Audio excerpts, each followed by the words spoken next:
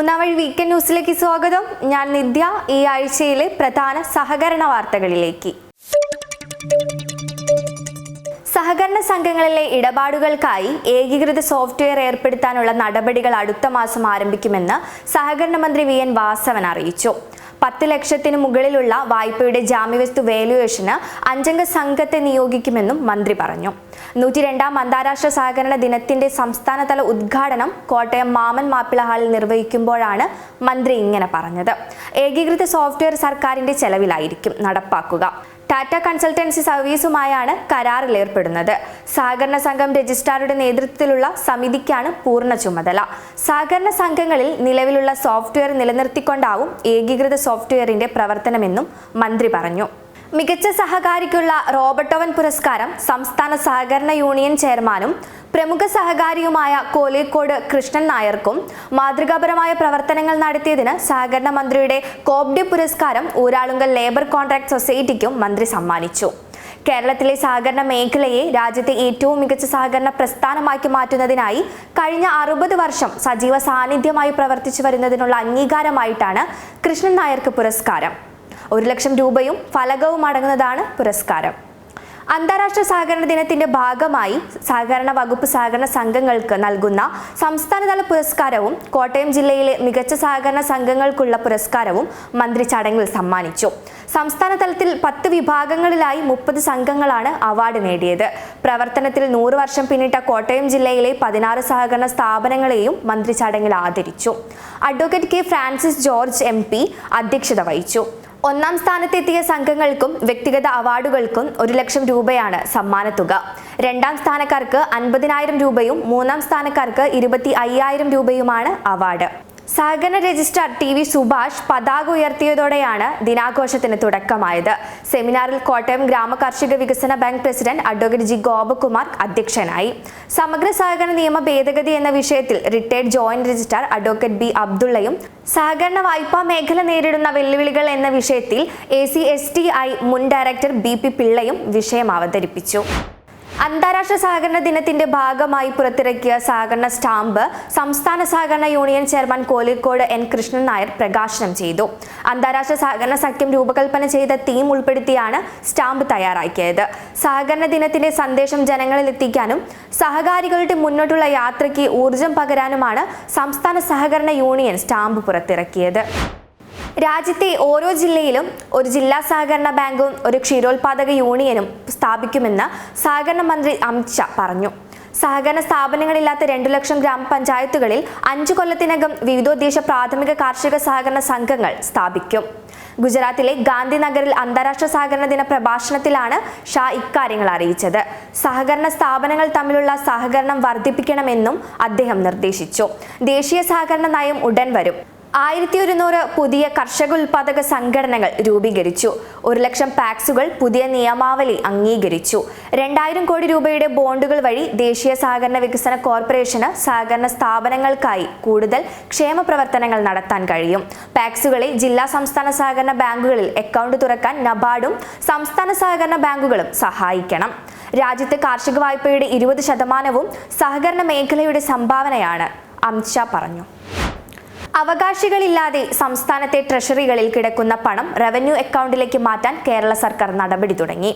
ട്രഷറികളിൽ ഇങ്ങനെ അവകാശികളില്ലാതെ കിടക്കുന്നത് ഏകദേശം 3000 കോടി രൂപയാണ്. അവകാശികൾ എത്താതെ അക്കൗണ്ടിൽ കിടക്കുന്ന പണം വ്യാജ ചെക്കുകളടക്കം ഉപയോഗിച്ച് തട്ടിയെടുക്കുന്ന സംഭവവും കേരളത്തിലുണ്ടായി. ചില ട്രഷറി ജീവനക്കാരുടെ സഹായത്തോടെയും ചില ജീവനക്കാർ തന്നെയുമാണ് തട്ടിപ്പ് നടത്തുന്നത്. ഇതോടെയാണ് അവകാശികളില്ലാതെ ട്രഷറികളിൽ കിടക്കുന്ന പണം റവന്യൂ അക്കൗണ്ടിലേക്ക് മാറ്റാൻ കേരള സർക്കാർ നടപടി തുടങ്ങിയത്. സംസ്ഥാനത്തെ ട്രഷറികളിൽ 3 ലക്ഷത്തോളം നിർജീവ അക്കൗണ്ടുകളുണ്ടെന്നാണ് കണക്കാക്കിയിട്ടുള്ളത്. ഇതിലാകെ 3000 കോടി രൂപയുടെ നിക്ഷേപമാണുള്ളത്. ഇതിൽ അവകാശികളെത്താത്ത പരേതരുടെ നിക്ഷേപങ്ങളും ഉൾപ്പെടും. 3 വർഷം തുടർച്ചയായി ഇടപാടുകൾ നടക്കാത്ത ഇത്തരം അക്കൗണ്ടുകളെ നിർജീവമെന്ന് കണക്കാക്കി പണം സർക്കാർ അക്കൗണ്ടിലേക്ക് മാറ്റാൻ നിയമവകുപ്പാണ് ശുപാർശ ചെയ്തത്. അക്കൗണ്ട് ഉടമകളോ നിയമപ്രകാരം അനന്തരാവകാശികളോ എത്തിയാൽ റവന്യൂ അക്കൗണ്ടിലേക്ക് മാറ്റിയിട്ടുണ്ടെങ്കിലും പണം തിരിച്ചു നൽകും.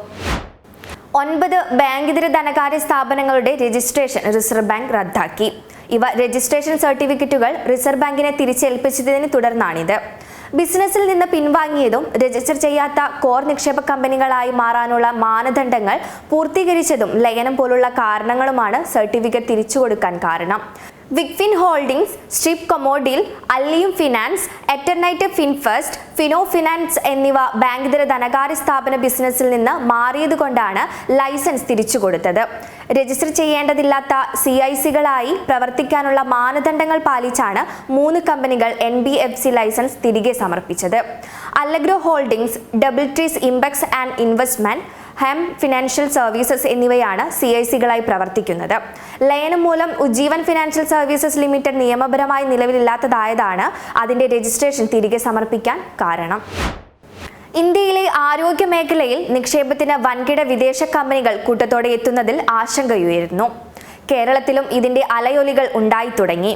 ഈ പശ്ചാത്തലത്തിൽ കോഴിക്കോട്ടെ MVR cancer centre medical director doctor Narayanankutty Warrier സമൂഹ മാധ്യമങ്ങൾ പങ്കുവച്ച കുറിപ്പ് ശ്രദ്ധ നേടുകയാണ്. സഹകരണ ആശുപത്രികളുടെ പ്രാധാന്യമാണ് അദ്ദേഹം തന്റെ കുറിപ്പിൽ ഊന്നി പറയുന്നത്. കോഴിക്കോട്ടെ ബേബി മെമ്മോറിയൽ ആശുപത്രിയിൽ ആഗോള നിക്ഷേപ സ്ഥാപനമായ KKR 2500 കോടി രൂപ മുതൽ മുടക്കുന്നതായുള്ള വാർത്ത അദ്ദേഹം എടുത്തുകാട്ടുന്നു. ഇങ്ങനെ വരുന്ന നിക്ഷേപകർ സാമ്പത്തിക നേട്ടം മാത്രമാണ് ലക്ഷ്യം വെക്കുന്നത്. എവിടെ സാമ്പത്തിക നേട്ടം ഉണ്ടാക്കാൻ പറ്റുമോ അവിടെ പൈസ നിക്ഷേപിക്കുകയും അതിനേക്കാൾ ലാഭം കിട്ടാൻ സാധ്യതയുള്ള ബിസിനസ് കാണുമ്പോൾ ഇത് വിട്ട് അതിന്റെ പിറകെ പോവുകയും ചെയ്യുന്ന ബ്ലേഡുകാർ മാത്രമാണിവർ. ലാഭം മാത്രമാണ് ഇവരുടെ നോട്ടം. ഇവരാരും ആരോഗ്യരംഗത്തെ പ്രശ്നങ്ങൾ അറിയുന്നവരോ രോഗികളുടെ ബുദ്ധിമുട്ടുകൾ മനസ്സിലാക്കുന്നവരോ ആരോഗ്യരംഗത്തെ പവിത്രമായി കാണുന്നവരോ അല്ലെന്ന് ഡോക്ടർ നാരായണൻകുട്ടി വാര്യർ പറയുന്നു. ഇത് ആരോഗ്യരംഗത്ത് ഉണ്ടാക്കാൻ പോകുന്ന ഭവിഷ്യത്തുകൾ ഇപ്പോഴേ പറയാം. അതിഭീകരമായ മത്സരവും ഭീമമായ ചികിത്സാ ചെലവ് വർധനയും എത്തിക്സിന് നിരക്കാത്ത പ്രവണതകളും ഇനി അങ്ങോട്ട് കാണാം. ഇത് നമ്മുടെ ആരോഗ്യരംഗത്ത് വലിയ മാറ്റങ്ങൾ ഉണ്ടാക്കും. ഇത് സാധാരണക്കാർക്ക് വലിയൊരു അടിയായിരിക്കും. ഇങ്ങനെ വരുമ്പോൾ MVR പോലുള്ള ആശുപത്രികളുടെ പ്രസക്തി വർദ്ധിക്കുകയും സാധാരണക്കാർക്ക് ഇവ താങ്ങാവുകയും ചെയ്യുമെന്ന് ഡോക്ടർ വാര്യർ പറയുന്നു. മറ്റ് സഹകരണ ആശുപത്രികളും അവയുടെ സൗകര്യം വർദ്ധിപ്പിക്കുകയാണെങ്കിൽ വലിയൊരു വിഭാഗത്തിന് അത് ആശ്വാസമാകും. ഒരു പരിധിവരെ ചികിത്സാ ചെലവ് പിടിച്ചു നിർത്താൻ സാധിക്കും. MVR ക്യാൻസർ സെന്റർ പോലുള്ള സ്ഥാപനങ്ങളെ സർക്കാർ അംഗീകരിക്കുകയും RCC ചികിത്സിക്കുന്ന രോഗികൾക്ക് നൽകി വരുന്നത് പോലുള്ള സഹായം നൽകുകയും ചെയ്താൽ സഹകരണ മേഖലയിൽ ഇനിയും MVR പോലുള്ള ആധുനിക ക്യാൻസർ ചികിത്സാ കേന്ദ്രങ്ങൾ വന്നുകൂടായികയില്ല എന്നാണ് ഡോക്ടറുടെ കുറിപ്പിൽ പറയുന്നത്. സംസ്ഥാനത്ത് പ്രവർത്തിക്കുന്ന സഹകരണ ആശുപത്രികളെയും ചികിത്സാ കേന്ദ്രങ്ങളെയും ശക്തിപ്പെടുത്തേണ്ടതിന്റെ അനിവാര്യത ഡോക്ടർ നാരായണൻകുട്ടി വാര്യരുടെ കുറിപ്പിലുണ്ട്. ഇന്ന് സഹകരണ ആശുപത്രികൾക്ക് വേണ്ട സഹായം സർക്കാരിൽ നിന്ന് ലഭിക്കുന്നില്ല. കുറഞ്ഞ ചെലവിൽ മെച്ചപ്പെട്ട ചികിത്സ നൽകുന്നവയാണ് സഹകരണ ആശുപത്രികൾ. ഇവയിൽ പലതിനും കാരുണ്യ ഇൻഷുറൻസിന്റെ സഹായം പോലും ലഭിക്കുന്നില്ല. നിലവിലുള്ള 73 സഹകരണ ആശുപത്രികളിൽ 11 മാത്രമാണ് ലാഭത്തിൽ പ്രവർത്തിക്കുന്നത്. ആഗോള ഭീമന്മാർ കേരളത്തിലെ ആരോഗ്യ മേഖലയിലടക്കം സ്വാധീനമുറപ്പിക്കുമ്പോൾ സഹകരണ ആശുപത്രികൾക്ക് കൂടുതൽ സഹായവും പിന്തുണയും നൽകി ശക്തിപ്പെടുത്തേണ്ടത് സർക്കാരിന്റെ കൂടി ഉത്തരവാദിത്തമായി മാറുന്നുണ്ട്. ഈ ആഴ്ചയിലെ പ്രധാന സഹകരണ വാർത്തകൾ ഇവിടെ അവസാനിച്ചു. കൂടുതൽ വാർത്തകളുമായി അടുത്ത ആഴ്ച വീണ്ടും കാണാം. സഹകരണ മേഖലയുമായി ബന്ധപ്പെട്ട വാർത്തകളും വീഡിയോകളും നിങ്ങൾക്കും നൽകാം. അതിനായി 3amvazhi@gmail.com എന്ന മെയിൽ ഐഡിയിലേക്കോ 6238500515 എന്ന നമ്പറിലേക്കോ ബന്ധപ്പെടുക. ഇത്തരം വാർത്തകൾക്കായി ഈ ചാനൽ സബ്സ്ക്രൈബ് ചെയ്യുക.